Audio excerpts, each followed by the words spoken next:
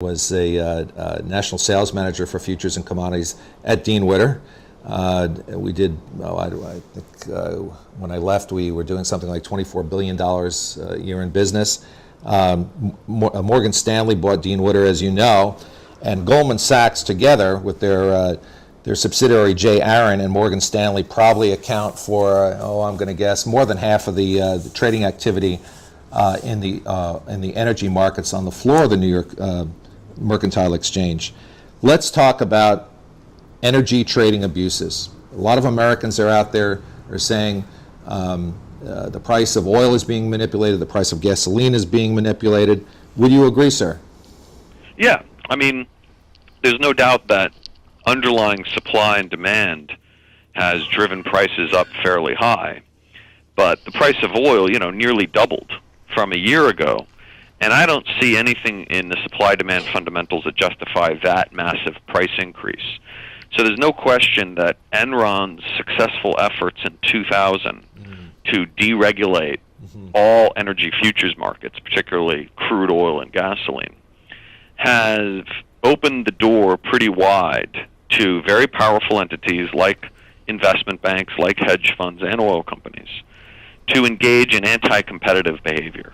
Yeah. And so there's no doubt that speculative activities have been adding insult to injury in terms of higher prices. So the average listener would ask him or herself if a gallon of gasoline is selling for $4.25 a gallon, how much of that would you attribute to speculation and trading abuses? Between 30 and 50 cents a gallon. So, we're not talking about a big bulk of it.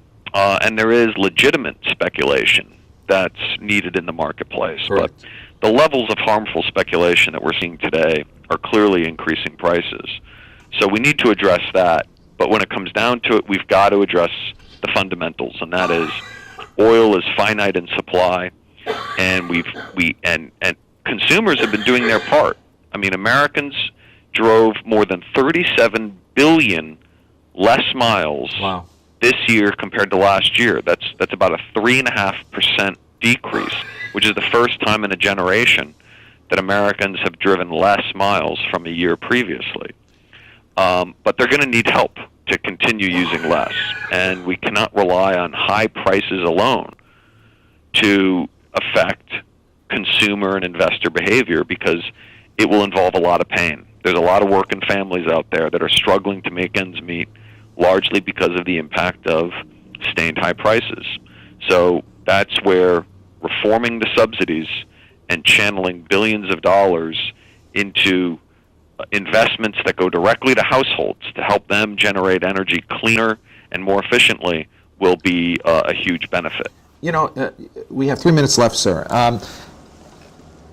What did you say? What was the total dollar value you put on those stock buyback programs? Well, just for ExxonMobil since 2005, $95 billion. So, what would a $95 billion investment in clean energy? What would that have looked like? Well, that would be a revolution right there. You could put half of it, and every household in America could have solar panels installed on the roof of their home.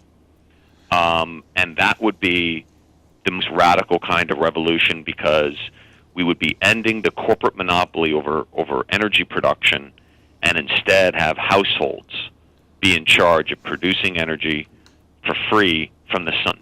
That's the kind of revolution that big energy companies aren't interested in. And that's the kind of legislation Congress is interested in.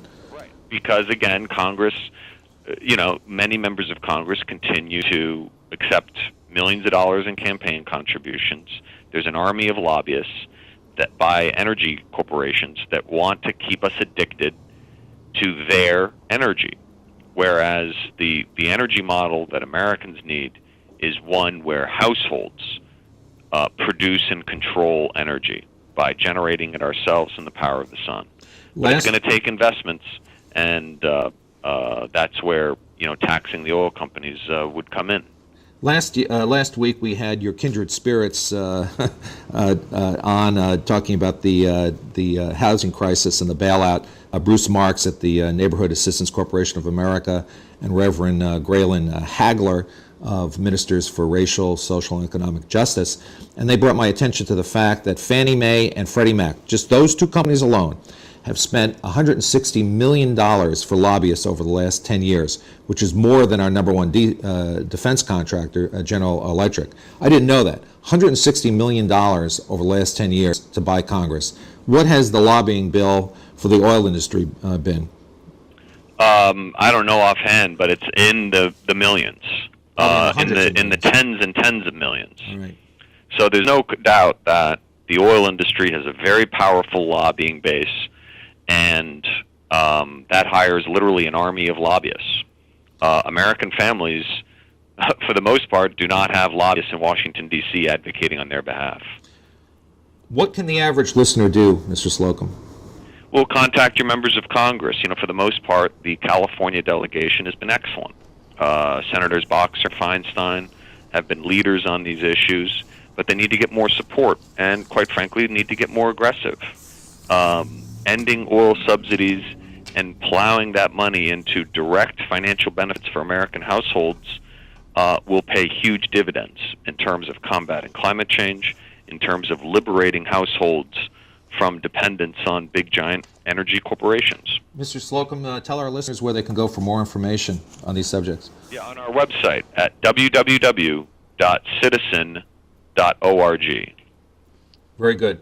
Mr. Slocum, you've been a wonderful guest. I hope to meet you someday. When I'm next in Washington, I'd love to take you out for lunch. Is that possible? Absolutely. I look forward to it. I have a lot of, not just war stories to tell you about Jay Aaron at Goldman Sachs and my days at Morgan Stanley, Dean Witter, but this whole Enron loophole, that needing to be closed in the next administration, the whole Wendy and Phil Graham relationship, where, of course, he was the power broker in the Senate and she was the chairwoman at the Commodities Futures and Trading Commission.